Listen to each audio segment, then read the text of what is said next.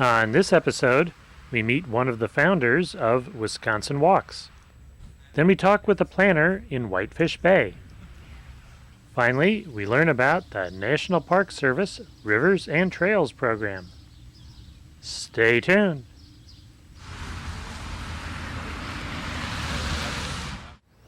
We're in Cedarburg, Wisconsin, talking with Kit Keller, who's one of the founders of Wisconsin Walks. What is Wisconsin Walks? Hello, John. Wisconsin Walks is a statewide pedestrian advocacy group, and we promote walking for transportation, health, and recreation, and we collaborate with individuals and communities to create walkable places that are delightful and safe and accessible for everyone. How does that work? You're a statewide organization, but a lot of the action is going on at the local level, at the community level. How does that work? It's really been an exciting challenge. At the state level, we collaborate with the state health department on a lot of their strategic health plans that relate to specific chronic diseases, and that might include the Centers for Disease Control funds, programs in heart health, for instance, in arthritis, in diabetes. There's also a great effort nationally to focus on nutrition and physical activity as a distinct work group of people across the state. So we're involved there with those organizations, and we've actually been able to help to develop their strategic plan to include walkable communities as an element. And then and of course we collaborate with the Department of Transportation as well on their state pedestrian policy plan. At the local level, we have several projects that we do in individual communities, and one of them is the Milwaukee Safe Routes initiative with the Milwaukee Police Department and many other partners. We also have a project called Step Up to Health, which we're doing with Waukesha, the city of Waukesha, which is located west of Milwaukee. And the Step Up to Health Summit is actually a really intriguing project. It's being sponsored by the National Park and Recreation Association, and then individual parks and rec departments could attend their summit trainings, and then come back home and be designated a Step Up to Health community, which is something that the city of Waukesha did. So we're really excited to work with them on their Step Up to Health initiative, and that's happening in August of 2005. You mentioned transportation officials, health officials, police officials. Is there anyone you don't work with in trying to improve things for pedestrians? I can't think of a one we wouldn't work with.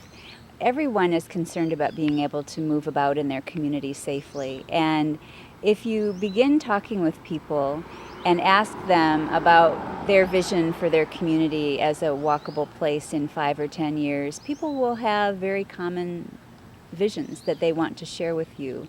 And what we have found is, regardless of the profession, whether it's architects or planners or engineers or people in the health professions or park and recreation or senior centers or folks concerned about accessibility as well, everyone really wants to see a place where people can walk safely, they can bicycle safely, they feel confident and comfortable with their children walking or biking to school after the necessary education process and making sure that they know the route safely. And it's really an exciting time for our organization. We're run by an 11-member board, and we have representatives from many of the professions that I mentioned earlier. And then we're from all over the state. We have representatives from Eau Claire, which is on the far west side, up in the Green Bay area, Wausau, which is north, and Milwaukee and Madison as well. So we have prided ourselves in really tapping into the concerns of the various professions, and also a variety of different sized communities in different parts of the state. You have small towns, large cities. Perhaps some of the issues are a bit different, but what would be in common in what they're trying to achieve in the small town versus here? We know we're not far from Milwaukee here, which is quite a large city. That's a great question. And one of our programs that we use is something that appeals across communities, regardless of size, and that is the walking workshop. We've worked with communities as small as 2,000 people who are located on a state highway coming through their community, so there's a lot of traffic as a result, even though it's a small population. And oftentimes the school is on one side and the neighborhoods are on another, so you do have issues about children being able to cross the street safely. We also do those workshops in neighborhoods in the city of Milwaukee and utilize them with the regional planning commissions. We had a project that actually predated our organization with the Southeastern Wisconsin Regional Planning Commission, and it was that initiative in 9 communities in our most populated state, part of the state, that really provided the impetus to form Wisconsin Walks, so that there would be a statewide voice for local pedestrian concerns.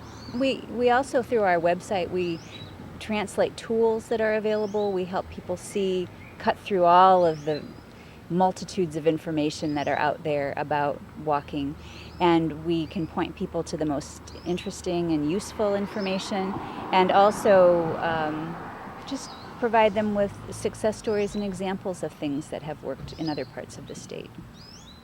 You mentioned you have a website. Don't keep us waiting. What's the address? It's www.wisconsinwalks.org, and that's spelled out completely. Someone in a state that's contemplating forming a statewide organization, what lessons have you learned that they could avoid making some of the same mistakes or move along a little quicker than you did? We were very fortunate when we first began. There were a number of summit meetings that were held involving these communities I mentioned that had held walking workshops. So we already had a really good network of people who were interested and wanted to see the organization succeed.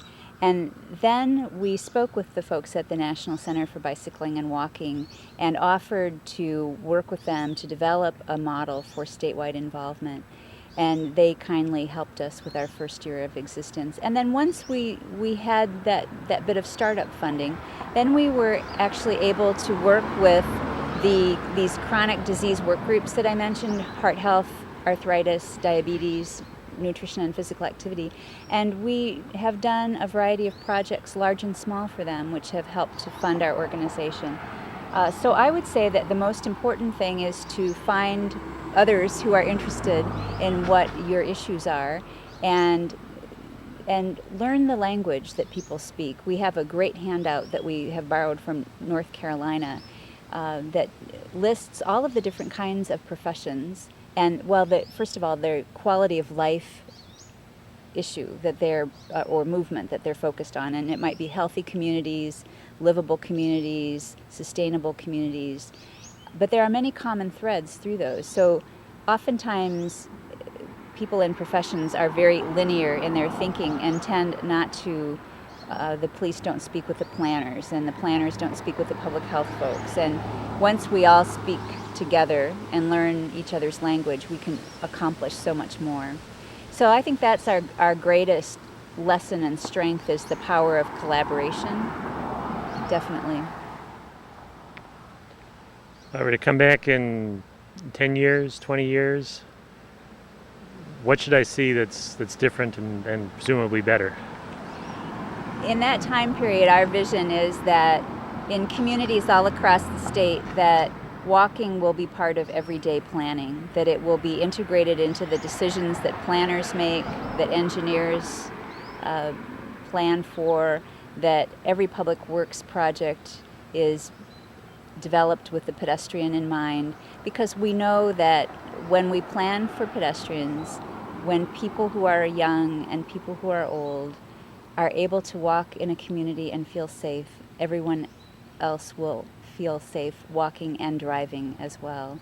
I think the point has been brought up many times by many professions that our roads have become places that feel monstrous to us, that it is very hard to comprehend how someone whom we know very well can get behind the wheel of a car and will determinedly not yield to a pedestrian in a crosswalk. it's amazing. That would not happen one-on-one, but something has happened in our transportation culture that we really have neglected the care and concern that we need to show to create community. We're in Whitefish Bay, Wisconsin, talking with Nathan Geekier. How did you first get interested in pedestrian issues? I'm a planner, first of all, and I became interested in pedestrian issues here in my own town to start out with, as well as professionally. We do a lot of transportation planning at the company that I work at, and here in Whitefish Bay, there was a perception that pedestrians weren't being given the respect that they're due by motorists, and so I worked with some community advocates to try to make some changes with that issue, especially here on our main street. And you discover some other people, the advocates that are interested in the issue. You get together. What do you do? Where do you go? Well, we started with research. Rather than reinvent the wheel, we started to look at what had other communities like us done to address these issues, and we came up with a two-tiered approach. One was a pedestrian safety and motorist safety education campaign based on one that had been done in Utah, the Green Ribbon Campaign. And the second was to get some physical improvements here on our main street. There was a lot of pedestrian traffic, a lot of car traffic too, and we researched what the options were and ended up with in-street yield to pedestrian signs, little signs that come in the middle of the street and they say motorists are required to yield to pedestrian. It's the state law. Then it was a matter of convincing our village government that this was something that the people of Whitefish Bay would support. Interestingly, it was one of the key aspects was getting business support. The businesses here the merchants on this main street in particular, once they were also interested and said, yeah, we think that's going to help our business. We know it's going to help our business. We know that this kind of main street is built for walking. Then the village board really started to listen. So you got the in-street pedestrian signs in place. How have those been received by the community? My feeling is that they're very popular. I hear a lot of talk. People tell me all the time how much they like them. And I did arrange a before and after study before they went in to check the sort of the yield rates for pedestrians trying to cross the street, and it was about 6% before they went in. Now it's about 18%. And so I know they're working to some degree. We haven't done any formal analysis of what people's perceptions of them are, although the village has asked me and some of the other citizens who were involved with getting them installed in the first place to come back now in this fall and sort of start to look at how do we evaluate their effectiveness. Can we use them elsewhere here in the village? Where other pedestrian generators are, like the library, the schools, areas like that. Looking ahead, once that evaluation is done and you're looking for the next step, what else would you like to have happen in Whitefish Bay?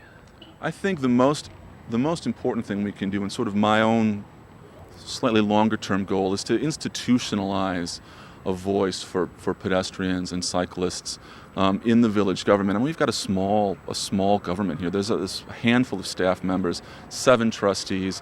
It's not a lot of people. And it's not a huge machine that's immovable as if it were in a bigger city. I mean, in Milwaukee, a few blocks away, it'd be hard, although they're doing their own things. But I want to get a pedestrian and bicycle advisory committee of the board made up of citizens, people who have some knowledge about pedestrian issues, people like me. They're traffic engineers who live here, and to get them to be able to look at our long-range public improvement, our capital improvement plans, and say, well, what are we missing on the bike ped side of this as far as engineering improvements go around the village, and also to work with community groups and schools to sort of build the program side and the policy side of pedestrian improvements. I really want to see this. I want to see this place be the pedestrian paradise it could be. We're on a grid, we're built with small blocks, there's sidewalks everywhere, we've got trees on the streets. It could be a great pedestrian place. It's a good pedestrian place, but it could be a great one. Your job as a planner, you mentioned earlier, what sort of planning do you work on, and where would this sort of issue come up in the planning field? Well, we do mostly transit planning, but increasingly the woman with whom I work and I have become more and more interested in public involvement planning. And for the last couple of years, we've been doing really a lot of public involvement planning, and that's sort of where I see the future. I hope the future of transportation planning is doing public involvement, not because we're required to, as we are as transportation planners, but because we know it makes better plans. I firmly believe that going out and talking to the people for whom you're planning and finding out what their values are leads not only to plans that are more implementable, which we know that that's true, but I think it leads to better plans. Engineers and a lot of planners have a tough time with that, because when you go out and talk to the public, what you end up with is a bunch of anecdotes. And I always try to say that the plural of anecdote is not data. I mean, we know that it's not the same thing as the kind of data that engineers and planners are used to working with. Yet, all those anecdotes, when you bring them together, can tell you what a community's values are. And they'll tell you that something like being able to cross the street safely and conveniently is important to them. As important, if not more important, than knowing that our cars can maintain a 25 mile an hour and not hit a stoplight, as they pass through our business district. Is the planning profession latching onto this concept, or is this going to be a long fight? I think it's probably going to be a long fight. Although more and more, there's a really super organization called the International Association for Public Participation that has members from all kinds of fields, not just planning, but from government, from engineering, from all sorts of fields, people involved in all sorts of things. And I've been to one of their conferences and was really sort of charged up with people from all over the world who are committed to this idea that that planners and engineers can't just sit back and say, we're the experts, we know what's best, we set the course for you, and then have a hearing at the end and say, this is what you're getting. You're getting a 6-lane arterial road with no sidewalks on it. I think that I'm hopeful that the more that we can show that public involvement works to make planning work better for everybody, the more it'll be accepted.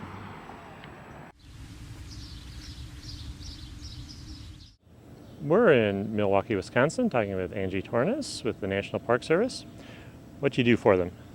I am a planner and a overall kind of a coordinator, facilitator, liaison, jack of all trades with community groups who are trying to protect their open space, either their rivers or trails or in-city small parks or whatever.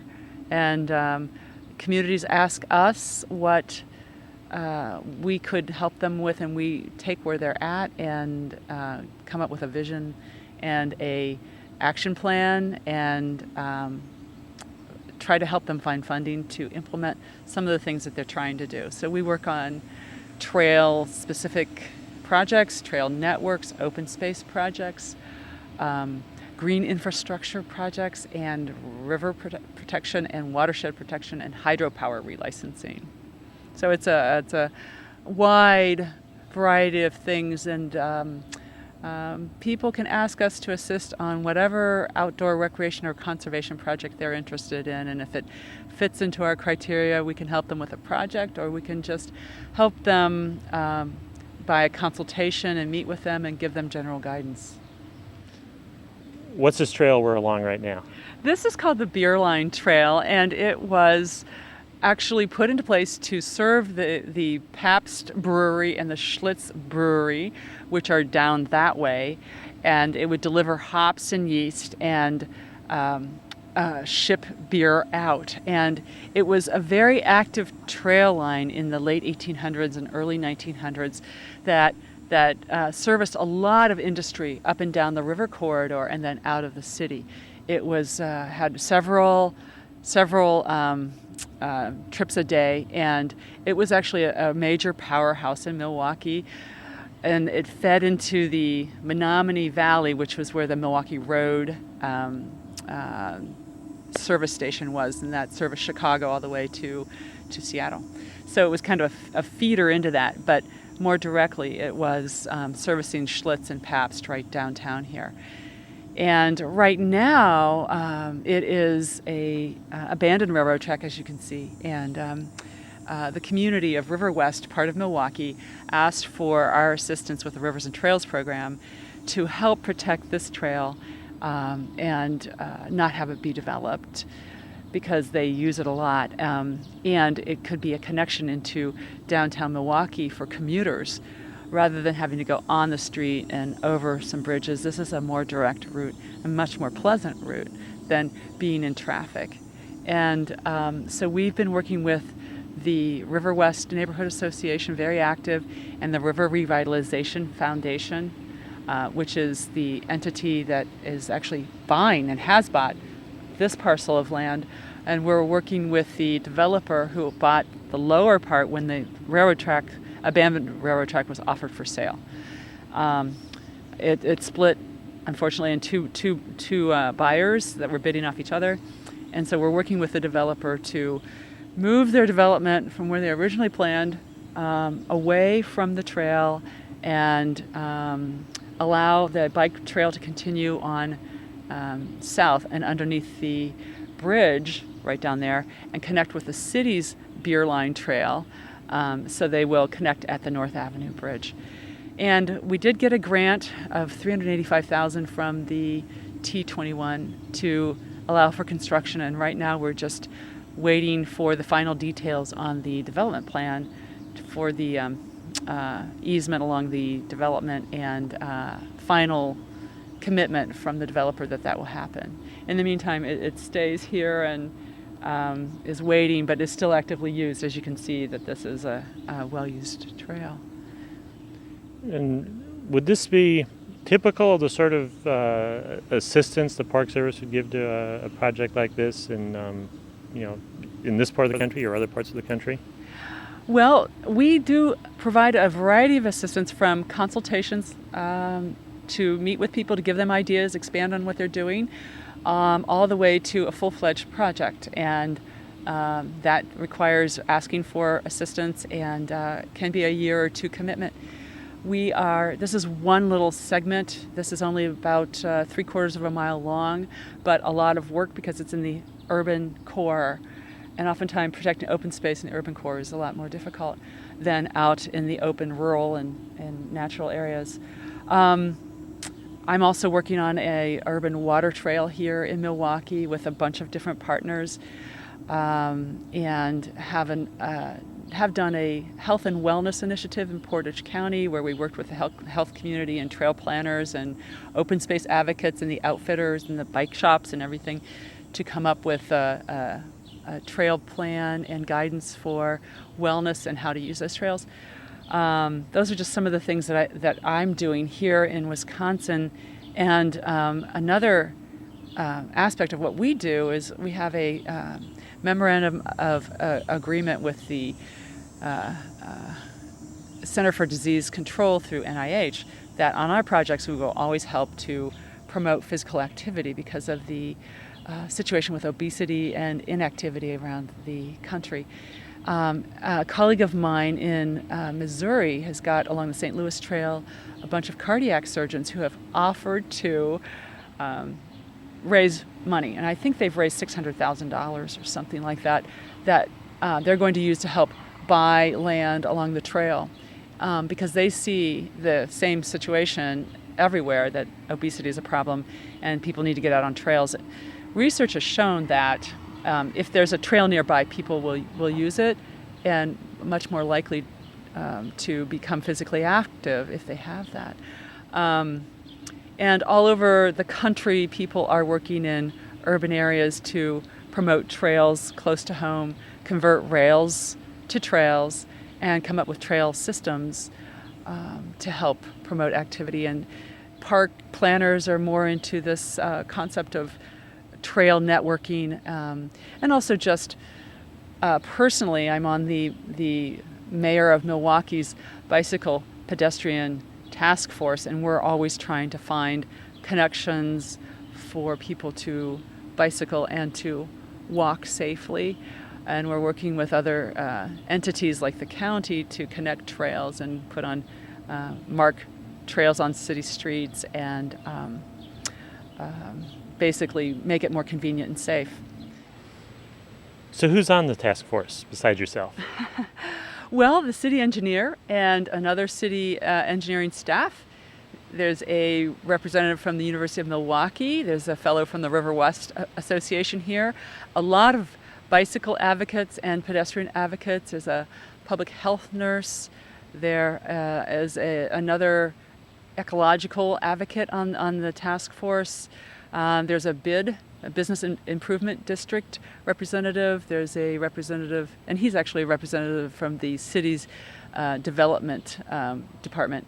And so we represent a broad array of users and people that are concerned with how the city functions and how it's a more livable place for people to move about in without using their car.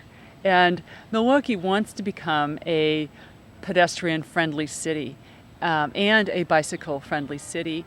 And recently, the task force's existence has been reinforced, and we are now hiring a bicycle pedestrian coordinator for the first time. So that's a big commitment for the city, and everyone is very excited about that. In fact, the city's so excited they're ringing their bells in celebration. But actually, the Bike Ped Task Force is really necessary because no one else really looks at how people move around without their cars in the city and interjects into planning and good planning pedestrian-friendly amenities and bicycle-friendly amenities. So along with those things of concern, there's advantages to bike and pedestrian facilities such as green infrastructure. If you can make it green up a little bit, make it a little bit more pleasant, like where we are standing here with shading, people will be more likely to walk and or bike. And there are advantages of that, of absorbing stormwater runoff. So the whole thing is called green infrastructure and alternative transportations mixed with good planning. Visit us on the internet at www.pedestrians.org.